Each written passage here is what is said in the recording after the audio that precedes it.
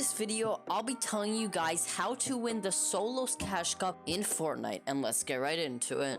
Tell me where the cash at. I've been on the fast track. Shorty want my heart, but I can never backtrack. Before we start this video, I just want to say thank you to everyone that has been using my supporter creator code BenBGamerYT. It means a lot, but yeah, let's get right into it. The first tip I advise you guys to take into consideration is to use the heavy sniper combos. Having a heavy sniper in competitive tournaments puts you to a higher advantage. It doesn't just one-shot enemies, but it also breaks every material in the game with only one shot. This makes this weapon a deadly combo with any explosive or other sniper. The three combos that people use the most is the heavy sniper with the RPG, the heavy sniper with a proximity launcher, and finally the heavy sniper with another heavy sniper. Coming in at the number 2 spot is always use brick or metal before using wood. Most people always start with wood when in a fight, but if you choose to use wood the same as your enemy, after the fight ends, you guys will both be out of wood,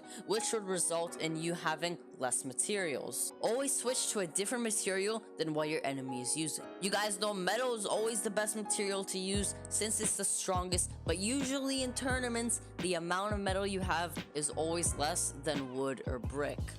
Coming in at the number 3 spot, we got something that you guys may think is unusual to hear, but I feel like the bush is kind of the new meta in Fortnite.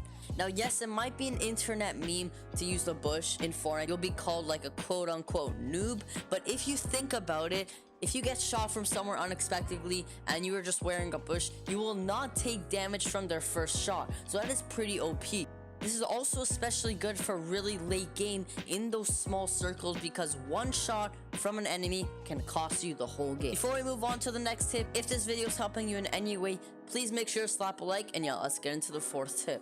Now, it is always carry shockwave grenades. Now, if you guys watch the World Cup, you would see everyone would carry them in the early game and then just take it with them to really late game. A pro that you guys are probably familiar with, BenBGamerYT, was one of the pros that used the shockwave really effectively, which was really crucial to his end result. If you guys are for whatever reason on the low ground and you have to get to height for some reason, these shockwaves will really come in handy.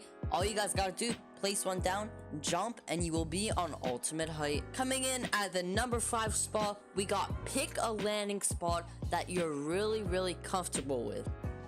As you guys know, at the end of the day, early game is really based on RNG and how good of loot you get. So if you land somewhere where nobody else is going, you will have a higher chance of getting a good weapon. Now, everyone listen up. Never ever hot drop during a tournament, just because it's an easy death for you guys and you don't want to waste any good potential games. So don't ever hot drop. But going over all the tips, we got the heavy sniper combos. Always use brick or metal before wood. The bush is the new meta, so you guys should go try out that bush. Shockwave grenades are also super OP, and pick a landing spot that you guys are comfortable with.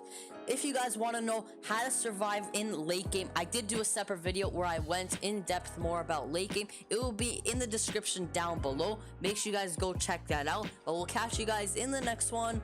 Peace out. Too many thoughts on my mind, I can't sleep at night, so I just keep writing. I don't need no help,